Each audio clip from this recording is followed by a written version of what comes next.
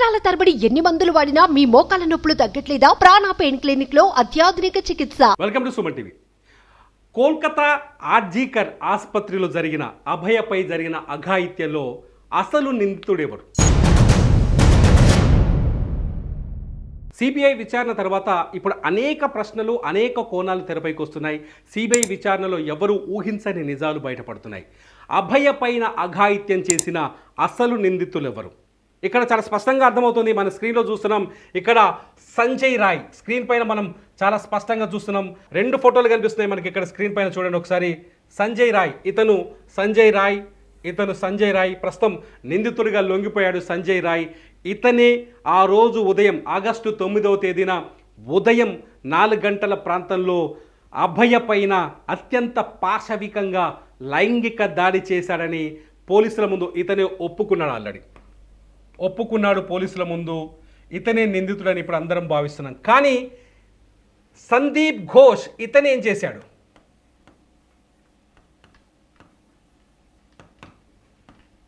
ఎవరి సందీప్ ఘోష్? సందీప్ కథంతా ఇప్పుడు సందీప్ ఘోష్ చుట్టూ తిరుగుతుంది. సందీప్ ఘోష్ చెస్ట్ ఆసుపత్రి ఏదైతే ఘటన జరిగిందో దానికి ప్రిన్సిపాల్ సందీప్ ఘోష్ పైన ఇప్పుడు అందరి దృష్టి మళ్ళింది. హత్య చేసింది నేనే అని చెప్పేసి చాలా స్పష్టంగా సంజయ్ రాయ్ ఒప్పుకుంటూ ఉంటే, సందీప్ ఘోష్ మాత్రం ఈ పోలీసుల దృష్టి, సిబిఐ దృష్టి, కోర్టుల దృష్టి మాత్రం సందీప్ ఘోష్ పైన మళ్ళుతుంది. ఎందుకు సందీప్ ఘోష్ పైన అందరి దృష్టి మళ్ళుతోంది? ఎందుకంటే ఒక హత్య జరిగినప్పుడు కానీ, ఒక నేరం చేసినప్పుడు కానీ నేరస్తుడు చాలా తెలివిగా ఆలోచిస్తాడు. అనేక నేరాల్లో చూసాం. ఇక్కడ కూడా అదే జరుగుతోంది. ఎవరైతే అభయ తల్లిదండ్రులు ఉన్నారో వాళ్ళు కూడా అదే ఆరోపిస్తున్నారు. చాలా స్పష్టంగా అర్థమవుతుంది ఇక్కడ. ఏంటి అంటే సంజయ్ రాయ్ చాలా ఈజీగా పోలీసులకు దొరికాడు. పాయింట్ నెంబర్ 1, దొరికిన వెంటనే ఆయన ఒప్పుకున్నాడు. నేనే ఆ అమ్మాయి పైన అఘాయిత్యం రేప్ చేశాను, ఆ తర్వాత హత్య చేశాను ఒప్పుకున్నాడు. కానీ సంజయ్ రాయ్ ఇంత బహిరంగ ఒప్పుకోక ముందుకు ఏం జరిగింది? అక్కడ పోలీసులు చాలా స్పష్టంగా ఒక విషయాన్ని కప్పిపుచ్చడానికి ప్రయత్నించారు.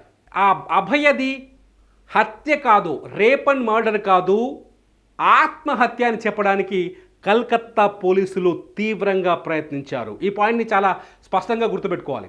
కల్కత్తా పోలీసులు అభయ తల్లిదండ్రులకు ఒక సమాచారం ఇచ్చారు. కాలేజీ యాజమాన్యం కూడా అదే సమాచారాన్ని ఇచ్చింది. ఏం చెప్పింది? హత్య కాదు, అభయది ఆత్మహత్య, ఆసుపత్రిలో సూసైడ్ చేసుకుంది అని చెప్పారు. వాళ్ళ ఆందోళనతో పరిగెత్తుకుంటూ ఆసుపత్రి దగ్గరికి వచ్చారు. ఉదయం 9:30కి ఈ విషయం వెలుగులోకి వచ్చింది. ఆగస్టు 9వ తేదీ ఉదయం 9:30కి ఈ విషయం వెలుగులోకి వచ్చింది. ఆగస్టు 9వ తేదీ తెల్లవారుజామున 4 గంటలకు ఈ దుర్ఘటన జరిగినట్టుగా కొంత ఇప్పటికున్న మెడికల్ ఎవిడెన్స్ ఆధారంగా రిపోర్ట్స్ బయటకు వచ్చాయి. పోస్టుమార్టం ఆధారంగా రిపోర్ట్స్ బయటకు వస్తున్నాయి. అయితే ఉదయం 9:30కు వాళ్ళ ఆసుపత్రి దగ్గరకు వస్తే 3 గంటల పాటు వాళ్ళని క్లాస్ రూమ్లోకి రానివ్వలేదు, ఇన్సిడెంట్ జరిగిన ప్లేస్లోకి రానివ్వలేదు. దాదాపు 3 గంటలు వెయిట్ చేయించారు అభయ తల్లిదండ్రులను దాదాపు 3 గంటల పాటు పోలీసులు బయటనే వెయిట్ చేయించారు. లోపలికి రాకుండా అడ్డుకున్నారు. 3 గంటల తర్వాత వాళ్ళు ఆందోళన చేస్తే అప్పుడు ఇన్సిడెంట్ జరిగిన ప్లేస్కి తీసుకొస్తే అప్పుడే అభయ తండ్రి చాలా స్పష్టంగా చెప్పాడు, నా కూతురుపిది ఆత్మహత్య కాదు, ఆమె పైన అఘాయిత్యం జరిగినట్టుగా చాలా స్పష్టంగా అర్థమవుతోంది. అక్కడ రక్తపు మొరకలు ఉన్నాయి, ఆమె ఒంటిపైన అనేక గాయాలు కనిపిస్తున్నాయి, అర్ధనగ్నంలో కనిపిస్తుంది. నా కూతురు ఒంటిపైన బట్టలు లేవంటూ కన్నీరు కారుస్తూ చెప్పారు.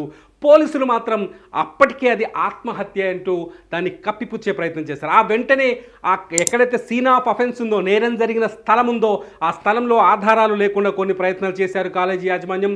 ఎందుకు పోలీసులు కూడా సహకరించినట్టుగా తెలుస్తుంది. ఆ 3 గంటలు ఆపిందే అందుకని చాలా స్పష్టంగా అర్థమవుతుంది. అంటే ఖచ్చితంగా సంజయ్ రాయ్ ఏం చెప్తున్నాడు? హత్య చేసింది నేనే, రేప్ చేసింది నేనే అని ఒప్పుకున్నాడు కదా. అంటే ఈ సంజయ్ రాయ్ని ప్రయోగించింది ఖచ్చితంగా సందీప్ ఘోష్ అనేది ఇక్కడ అందరూ అనుమానిస్తున్న వ్యవహారం. ఆ అభయ తల్లిదండ్రులు కూడా అదే చెప్తున్నారు. ఈ హత్య వెనుక సందీప్ ఘోష్ హస్తం ఉంది.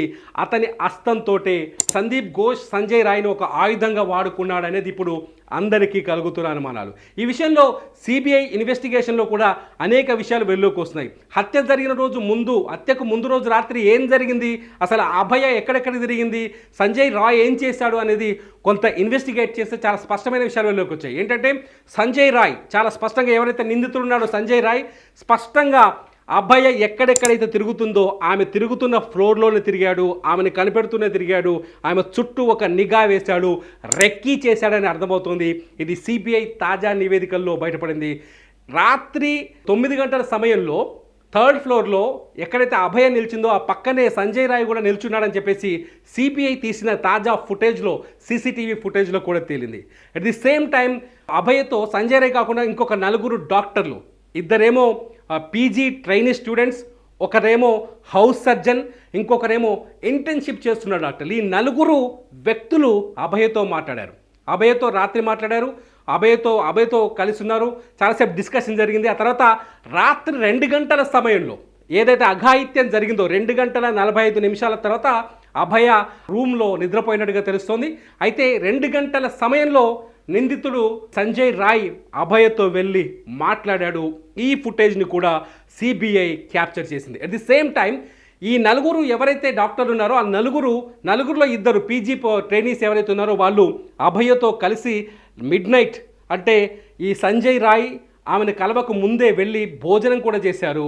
ఆ తర్వాత హౌస్ సర్జన్ అట్లాగే ఇంటర్న్షిప్కి వచ్చిన 2 కలిసి ఎవరైతే ఉన్నారో ఆ 2 వచ్చి 2 గంటల 45 నిమిషాల తర్వాత కాన్ఫరెన్స్ హాల్లో తనని ఎక్కడైతే నిద్రపోయిందో ఆ ఏరియాలో javelin throw sports, Olympic sports కూడా చూసినట్టుగా సిబిఐ తాజాగా ఐడెంటిఫై చేసింది. మొత్తానికి ఇక్కడ ఏం జరిగింది, ఇక్కడ అర్థం చేసుకోవాల్సిన విషయం ఏంటంటే సంజయ్ రాయ్ అనేవాడు అభయని వెంటాడుతూ ఉన్నాడు.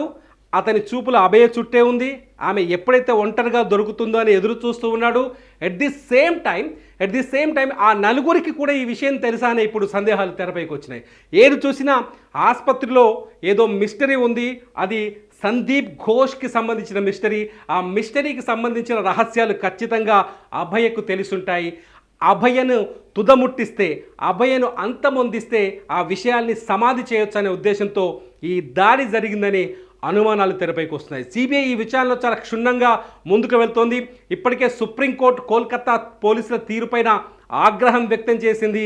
ఎక్కడైనా ఇన్సిడెంట్ జరిగిన తర్వాత ఆ ఇన్సిడెంట్ పైన పోస్ట్ మార్టం పూర్తయి బాధితురాలి పార్థివ దేహానికి అంత్యక్రియలు పూర్తయిన తర్వాత ఎఫ్ఐఆర్ నమోదు చేయడాన్ని తీవ్రంగా ఆక్షేపించింది సుప్రీంకోర్టు.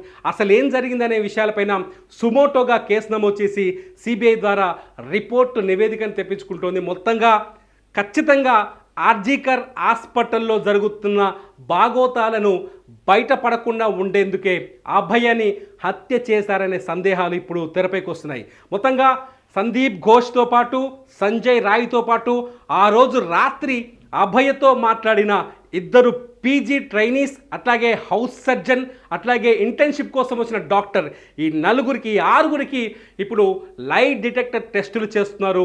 సిబిఐ ఈ 6 విచారించిన తర్వాత లై డిటెక్టర్ టెస్టులకు పురమాయించాలని కోర్టును కోరింది. దీంతో కోర్టు అనుమతి ఇవ్వడంతో వీళ్ళకి లై డిటెక్టర్ టెస్టులు చేయబోతున్నారు. లై డిటెక్టర్ టెస్టుల్లో ఏ నిజాలు వెలుగులోకి వస్తాయనేది ఇప్పుడు ఆసక్తికరంగా మారింది. ఈ కేసులో మొత్తంగా ఈ సందీప్ ఘోష్ అనే వ్యక్తి ఇప్పుడు కీలకంగా మారాడు.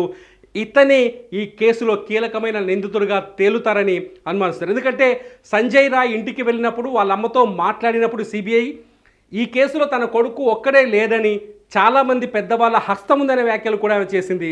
దీంతో సిబిఐ సందీప్ ఘోష్ చుట్టూ ఇప్పుడు కథను అల్లుతోంది. సందీప్ ఘోష్ ఏం చేశాడు, ఆ రోజు రాత్రి ఎక్కడున్నాడు, అతని అంతకుముందు సందీప్ ఘోష్ ఆసుపత్రిలో అతని పాత్ర ఏంటి, ఏమేం చేస్తున్నాడు, ఈ అంశాలన్నింటిపైన ఇప్పుడు సిబిఐ దృష్టి సారించింది. మొత్తంగా మిస్టరీ మాత్రం లై డిటెక్టర్ టెస్టులతో కొత్త మలుపు తిరగబోతుంది. అస్సలు నిందితులు ఎవరో తేల్చబోతుంది సిబిఐ దర్యాప్తు.